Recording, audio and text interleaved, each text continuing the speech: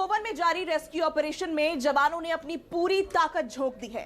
3 दिन होने को है और अंधेरी सुरंग में ऑपरेशन जिंदगी लगातार जारी है। न्यूज 24 भी इस सबसे बड़े रेस्क्यू ऑपरेशन की एक एक तस्वीर सबसे पहले आप तक पहुंचा रहा है। तो देखिए सीधे ग्राउंड जीरो से न्यूज सेंटर स्पेशल स्टोरी। अब कैसा है तपोवन और क्या है मौजूदा हालात।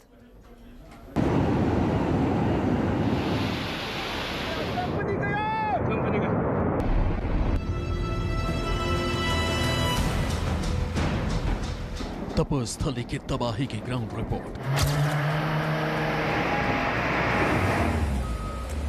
कुदरत के तांडव के बाद ग्राउंड जीरो की तस्वीर।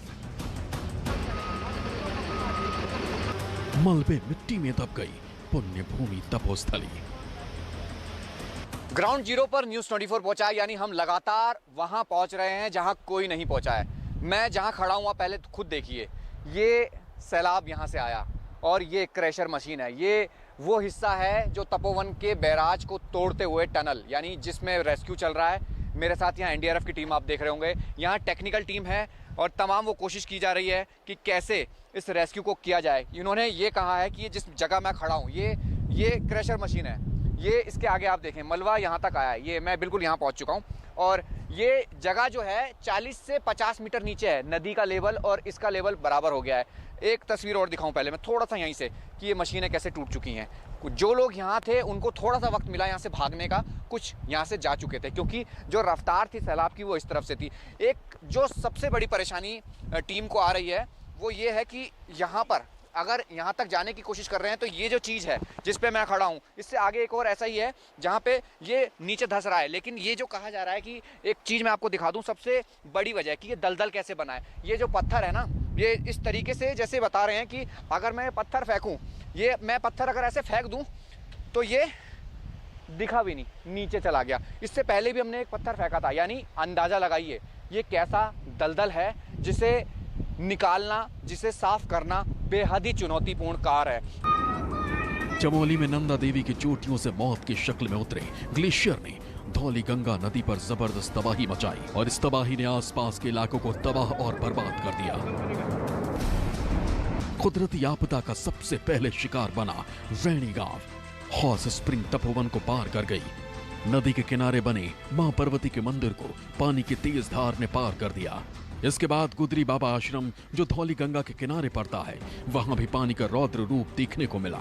इसके बाद तपोवन मंदिर समूह से होते हुए पानी की ये तेज धार एनटीपीसी तपोवन के पास पहुंची और वहां किस तरह का विनाश हुआ उसकी तस्वीर आप लगातार न्यूज 24 पर देख रहे हैं। देवभूमि में आई इस आपदा ने छोटे छोटे पुलों को उखाड़ दिया, जिससे कई गांवों का संपर्क उत्तराखंड के शहरों से टूट चुका है और लोग जल्द से जल्द राहत पहुंचने का इंतजार कर रहे हैं। ये आप मेरे साथ ये देखिए, ये है झूला पुल और आपको ये दिखाऊं, ये झूला पुल है। हम यहाँ पे पहुँचे हैं, अभी तक कोई नहीं पहुँचा है। सबसे पहले हम पहुँचे हैं यहाँ पे और आपको हम दिखा रहे हैं कि सामने से वो 2 लोग आप देखें, वो हाथ हिला रहे हैं, वो उम्मीद में है, वो आवाज़ लगा रहे हैं। हम आवाज़ नहीं सुना सकते लेकिन ये ज़रूर है कि वो इस उम्मीद से है कि यहाँ कैसे आएंगे, क्योंकि ये गाँव है ऊपर भंजियुल गाँव। इस गाँव का कनेक्शन ये पुल था और इस पुल पर जब सैलाब आया और सैलाब आते हुए इस बैराज से टकराया। ये देखिए हम बिल्कुल नीचे आ चुके हैं। हालांकि ये मलबा है और कहा है कि ये दलदल बन चुका है क्योंकि लगातार ये जिस तरीके से आया था इसने पूरे हिस्से को अपनी चपेट में ले लिया था। ये तस्वीरें देख के आप खुद अंदाज़ा लगाइए कि कैसा भयानक वो मंजर रहा होगा। वो पुल के उस पार उस गाँव के वो लोग जहाँ खाना नहीं पहुँच रहा है वो कैसे इधर आएंगे, क्योंकि जो उधर थे वो उधर ही रह गए, जो इस तरफ थे वो इसी तरफ रह गए। चमोली का तपोवन इलाका पूरी तरह मलबे की शक्ल ले चुका है। राहत और बचाव के काम जोर शोर से चल रहे हैं, लेकिन ये ऊंट के मुंह में जीरे की तरह है। इतने बड़े इलाके में पूरी सहायता पहुंचाना भी किसी युद्ध से कम नहीं। पहाड़ों में बंद हुए रास्ते को खोलने की कोशिश करते इस जेसीबी की तस्वीर देखिए। विशाल पहाड़ों और चट्टानों के बीच जेसीबी किसी माचिस के डिब्बे की तरह नजर आ रही है। ऐसे में पूरे इलाके को साफ करने में कितना वक्त लगेगा कहना बहुत मुश्किल है।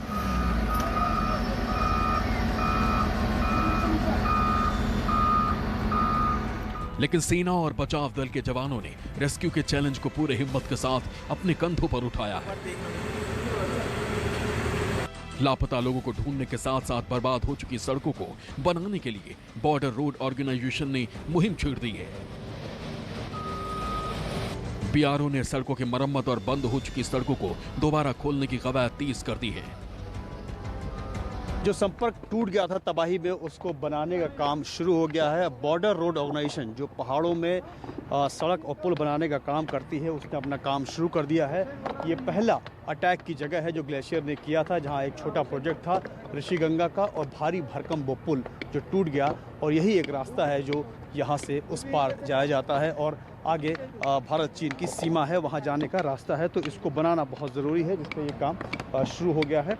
और बॉर्डर रोड ऑर्गेनाइजेशन, बीआरओ और उनके इंजीनियर्स इस काम में लग गए हैं और ये पुल बनाया जा रहा है। हालांकि जो जानकारी मिली है, ये एक टेम्प्रेरी पुल होगा, वैली ब्रिज बनाया जाएगा ताकि कनेक्टिविटी तुरंत फ़ौरन बन जाए और उस पर काम शुरू हो जाए। पत्थर तोड़े जा रहे हैं, मजदूर लगे हुए हैं, इंजीनियर्स बॉर्डर रोड ऑर्गेनाइजेशन के जो इंजीनियर्स हैं वो अपना काम शुरू कर दिए हैं। तो ये अभी हमने जो प्लान किया है टेम्प्रेरी ब्रिज है, इसको बेली ब्रिज बोलते हैं, लेकिन ये साधारण परिस्थितियों में ये ब्रिज हमारे काफ़ी सालों तक चलते हैं और काफ़ी जगह लगे हुए भी हैं।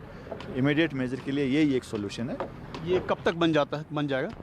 कोशिश जारी है हमारी, जितना जल्दी हो सके, जल्दी से जल्दी, बिकॉज आगे के गांव भी कट ऑफ है, हमारे बॉर्डर का एरिया भी कट ऑफ है, तो हमारे इतना एफर्ट्स है बीआरओ का कि जितना जल्दी हो सके इसकी कनेक्टिविटी रिस्टोर की जाए।